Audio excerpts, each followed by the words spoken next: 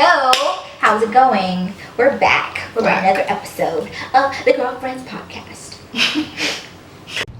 Hustlers, creators, conversationalists. You are now listening to the Girlfriends Podcast. Yeah, so we're talking about attachment styles today. Let's just jump right into it. Attachment styles. Do you know what your attachment style is? How did we get on the subject of attachment styles?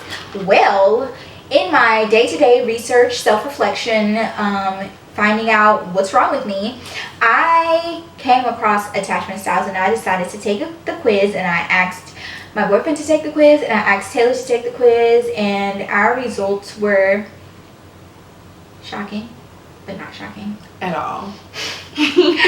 So first we can tell you guys what the attachment styles are, and then I guess we can let you guys know what our attachment styles are.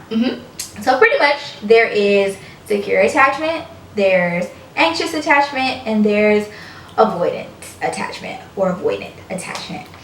So if you're secure, that means you're normal. And it says, secure people feel comfortable with intimacy and are usually warm and loving. Anxious people are often preoccupied with their relationships and tend to worry about their partner's ability to love them back. And avoidant partners or people equate intimacy with the loss of independence and constantly try to minimize closeness. Yeah. So what were you, Taylor? I was anxious. It's okay, I was anxious too.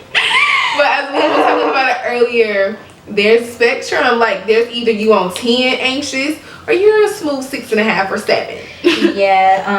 I think I'm yeah. So you can be 7. extreme. You could be like, you can be kind of anxious. You could be crazy. You could be Or obsessive. it could be like obsessive anxious, where Why you didn't call me? It's been 2 minutes. yeah. That is not who I am. That is the perfect example of like, And I've seen that and experienced it. Crazy. you have to spend 24/7 with me or I'll feel like you don't love me anymore. Yeah, that's wild. It's a bit extreme. But yeah, pretty much people who have the anxious attachment style, very much so like the avoidant attachment style, have this deep-rooted fear of being left. And because of that, that's the reason why they operate the way they do. The biggest difference though is that those who are anxious try everything in their power, usually subconsciously, to keep the person that they're with close to them. Which can be an issue at times. Yeah, which, you know, trying to, how do you call it? Trying to take up someone's time and, you know, kind of like overwhelm them with your presence, or kind of like keep a chokehold on them, it will eventually push them away. So you trying to make sure they don't leave can be counterproductive, in that you trying to be too close can actually push them away. Where avoidant lovers are so afraid of being vulnerable, or getting too close to someone out of fear of them leaving them once they do open up, that they tend to be cold and distant. And when someone gets too close, they start to pull away. That shit is annoying, but I get it. Yeah. So it's interesting that both anxious and avoidant partners tend to couple up, and it's this cycle within their relationship where the person who is anxious does everything they can to try to keep this person and hold on tight to the person, while the avoidant person, like, the more the anxious person tries to overwhelm them with their love, they start pushing back. And then it gets to the point where the anxious person is like, well, I'm giving my all and I'm not getting the same thing back, so they choose to walk away.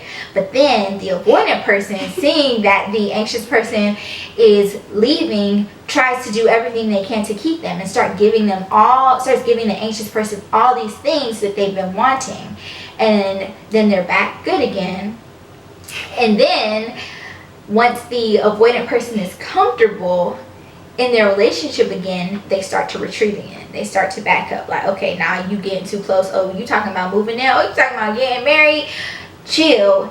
And it's the same cycle again. The anxious person pulls away, the avoidant person tries to overcompensate to get them back. Things are good again, and then it just keeps going.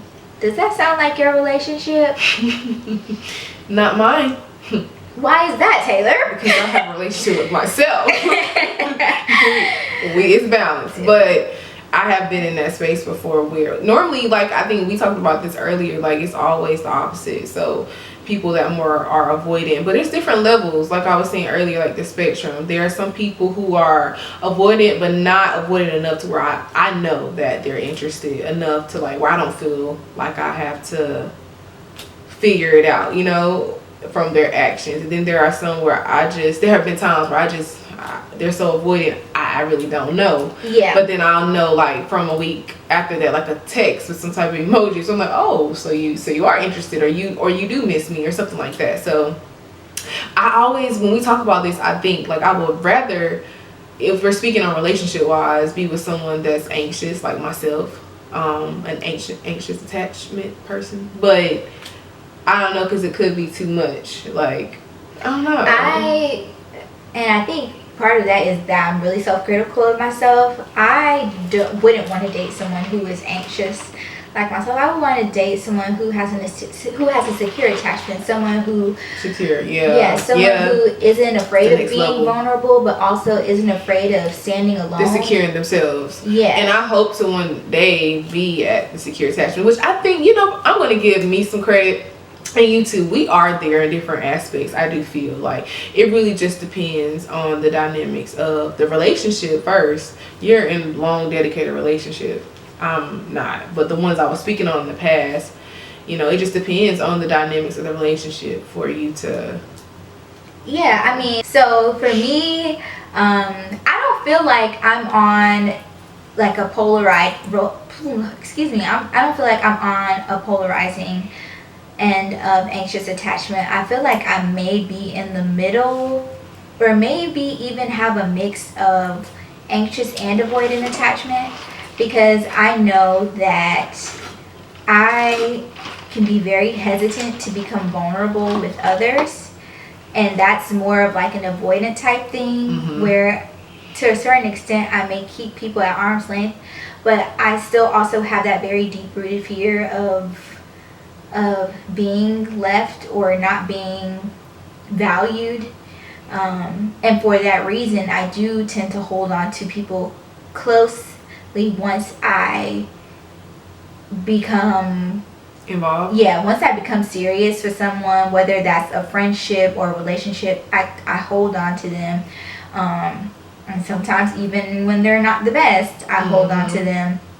So that's where I feel I'm very anxious in relationships. Even after I argue with my boyfriend, for example, you think like two people might want to take a couple days to cool off and like not talk to each other, but I do this thing where even after an argument I still want to like spend time. I still want to get close to you, and I think that's just this subconscious fear of if I give someone too much space, they won't want to be there anymore. And that's just me being completely honest with myself in that situation, and that's something that I'm really trying to work on. Like I think another thing that would be kind of like anxious like is when it comes to work. If there's a task at work that hasn't been completed yet and I've reached the weekend, I can lose sleep thinking about what I have to do until I get to work. I'm someone who has my work emails on my phone, so I'm constantly checking my work emails to see if there's anything, you know, crazy or urgent. And even though I know I'm not supposed to work on the weekends, if I see something and I feel like I need to get a head start on this, I'll start working on Sunday. That's how anxious I am, because I don't want to mess up. I agree, and I'm the same. Like, I hate, like, when I was in school and I knew I had like deadlines approaching, like, I'm such a procrastinator. It's crazy because it's like such a contradiction. I can procrastinate, but I'm still like losing sleep or nervous. Like, I know I gotta do this paper, but yet I'm still not doing it. It's like, if you feel that way, then just do it. But yeah, that That almost sounds like I think it fearful avoidant. Oh yeah, where they just end up not even where doing it's like they get so stressed out about it that they just don't do anything at all. Yeah, and I've explained, you know, that's crazy because I've explained that to people and they're still looking at me like that doesn't make sense then, but it happens. People do it. So yeah, I can definitely speak from being having that anxious attachment style. And I'm someone who constantly wants to self-improve. So seeing that I have this anxious attachment style, I'm like, okay, I don't have to spend every single day with my boyfriend. As challenging as it will be initially, I can commit to spending time by myself throughout the week. And then to play off that, when one of the quizzes we were taking, it mentioned like, dang, what did it mention? Pretty much, dang, what was I gonna say? Sheesh, brain fart. It's okay. Oh yeah. It brought up like, you know, do you feel anxious or feel some way about like, do you feel like your life isn't completed if you don't have a boyfriend or if you don't have a partner? And I was like, damn, that hit home with me. Like, I don't feel that way 100% anymore, but it's fragments of it still there. You still have that fear. Yeah, that fear about, okay, well then, is this really gonna happen? Like, you know, so that anxious attachment description definitely applied to me versus you're already in one and you're trying to make sure, and that's something that I sometimes worry about too, because I know that I can be clingy. So that's why I'm like, oh, I hope my lover is just as kind of clingy as me to an extent. But they're secure, so they have a healthy balance with it, you know? Yeah, and I think the one thing that I was reading from a therapist, or I wasn't reading it, she actually had like a YouTube video. I'll find it and link her below. She highlighted the anxious attachment style, but I think she goes through all of them. She was saying that with people who are have the anxious attachment style. Dang, I just had a brain fart too. What were you just saying?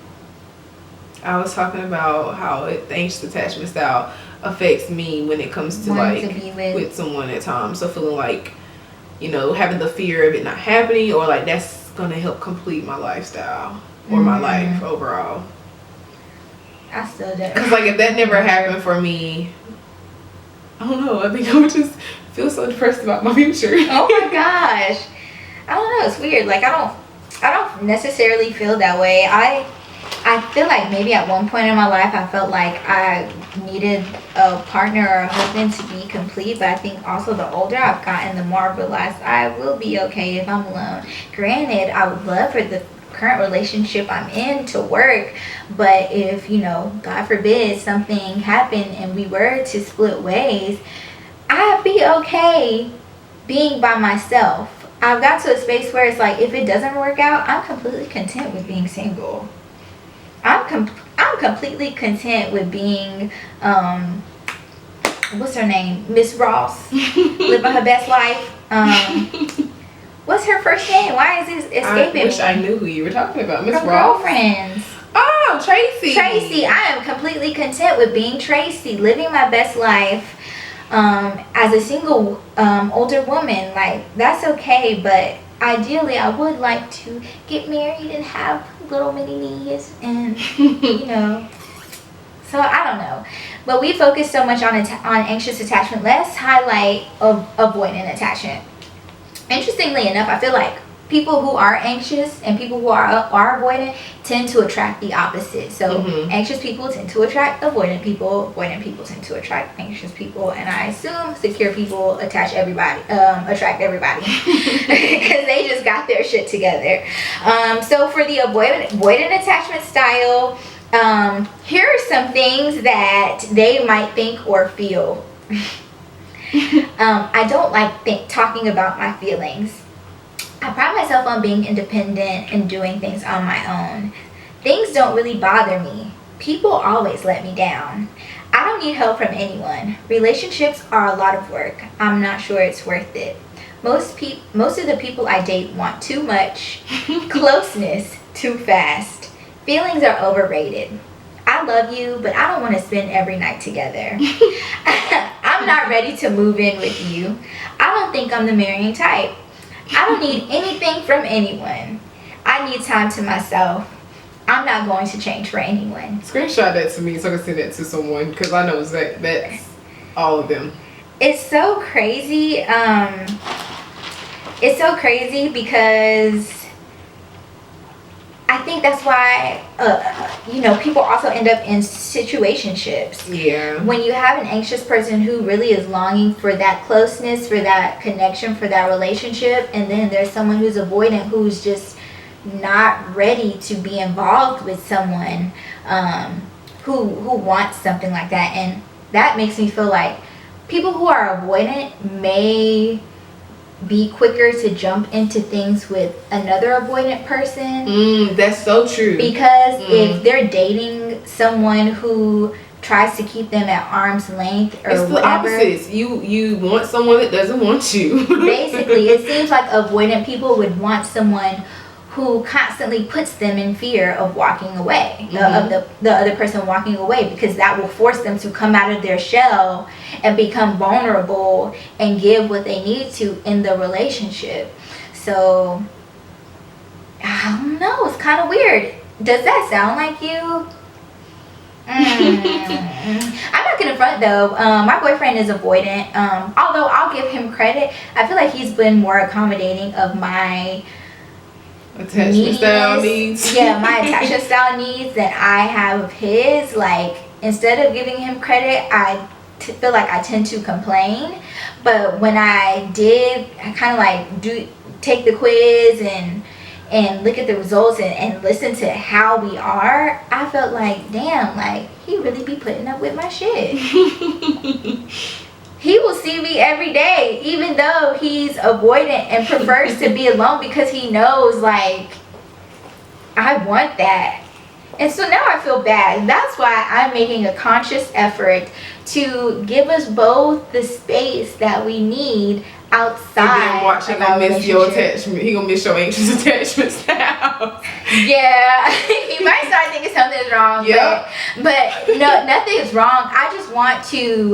I just feel like in order for both of us to get to a space of being secure attached, we have to be accommodating towards one another. It can't be a one-sided thing, or I'm always going to be anxious attached. And even that means he could grow to a space of being secure attached because he is more accommodating and is opening up himself to things that he wasn't once comfortable with, where I'm being fed this anxious style and I'm going to keep on doing it. And I don't think that's healthy. I think it should be, a two-way street. Yeah, it should be a balance. Yeah, a balance. And then secure people, I don't feel like I really need to talk about y'all, because y'all just have it together. I mean, but on the low day, they might fall back into, you had to start somewhere, so just stay secure. So, I mean, and they say with these different attachment styles, it actually develops early on in your childhood. So usually this happens like in those prime years, maybe from infancy to, I don't know, about. That's got me thinking now. I don't know, like you're young. I don't know. You're a child. That's when it develops. I think it can stem from parental styles, because like I'm sitting here thinking about it, how my mom, she's anxious, but she has an anxious attachment style, because guys may not know, but we talk like at least 6 to 5 times a day, and that constant check-in. Yeah. It's there, and that's one of her ways of communicating. Yeah. So that just I agree. Yeah. And I feel like attachment styles can maybe even be passed down from parents, because I feel like my mom has an anxious attachment style too. Like, we typically talk 3 times a day. It goes a little something like this: morning call as I'm on my way to work, lunchtime, and then an evening call. Like, those are typically guaranteed. Before she go to bed, for my mom. Right. And if I miss one of those calls throughout the day, she will call and leave a message. Aya, just checking in on you. Hope you're doing okay. If I talk to her, if I finally get on the phone with her, oh, so you've just been ignoring me today. Like, it's joking, but at the same time, it's like, sis, I just was doing stuff. Like, I didn't forget about you. You messed up your routine. Yeah, I messed up the routine. And so I think it's passed down sometimes from parents. And then also once again, I don't mean to focus so much on anxious, but that's what we are, and that's what I've done my most research on. So maybe we'll do another video explaining the rest of them in more detail, or like I said, I'll provide links so you can take the quiz, look more into it, see what you are. But I know for anxious, they were like, typically in terms of childhood, people who have the anxious attachment style may have had a parent who was super loving and another parent who may have been detached. So for that reason, people with this attachment style may kind of be longing for that attention, for that validation, for that love that they may not have gotten from another parent. Or it can be the case of you have two loving parents, but something may have occurred, like there may have been a death in the family, or I don't know, there some sudden change that may have caused your parents not to give you as much love or attention as they once did before, which would create this anxious attachment. Once again, that longing for that love that you once had but you're no longer getting, and that's what kind of creates this feeling of, do they really value me? Do they really love me? What can I do to make sure they stay with me? Thanks for that. I really appreciate that connection that was made. Yeah. I mean, I don't know, guys. Like I said, I'm trying to work on it. And there's nothing wrong with you if you do have those attachment styles, but I think it's just important to be aware of it. Because a lot of your actions that, operate from this attachment style is subconscious. You don't realize that you're creating arguments with your partner just so you can get close with them. You don't realize you are pushing your partner away because you have a fear of being vulnerable. You don't realize that you operate off of crazy. But you don't. No, we're not gonna call people crazy. Speaking for myself. But yeah, you don't realize why you behave the way you behave. Until you're exposed to these different things and you realize, like, that's not just the way I am. It's happening because of something that may have happened in my life, and I need to make an effort to fix it. Yeah, work on it. And go ahead. No, I was just saying, everyone should desire to want to be secure have the secure attachment style. I agree. And just self-assessing, as we pretty much did today, and trying to figure out more about yourself is really important. So yeah, you guys should take this quiz. What was the name? Do you know exactly? I don't know. It's an attachment style quiz, but I'll link it, like I said below. Yeah, don't do the one, like, there's like 2 links I saw where they were charging, but this the one we got a short free one, and it spoke more towards relationships and not work, because we did just recently see some type of website that laid it out where you talked about your work style. Yeah. But yeah. But we're focused on relationships and stuff like that, because we know y'all like hearing about love and stuff like that. I'm gonna tell y'all about my relationship next year. Yeah, she's speaking it into existence. I'm gonna be available next year. I'm not available right now, but next year I'll be available. So, okay, guys, we hope this was super helpful. If you have any questions, leave them in the comments below, and we will see you next time.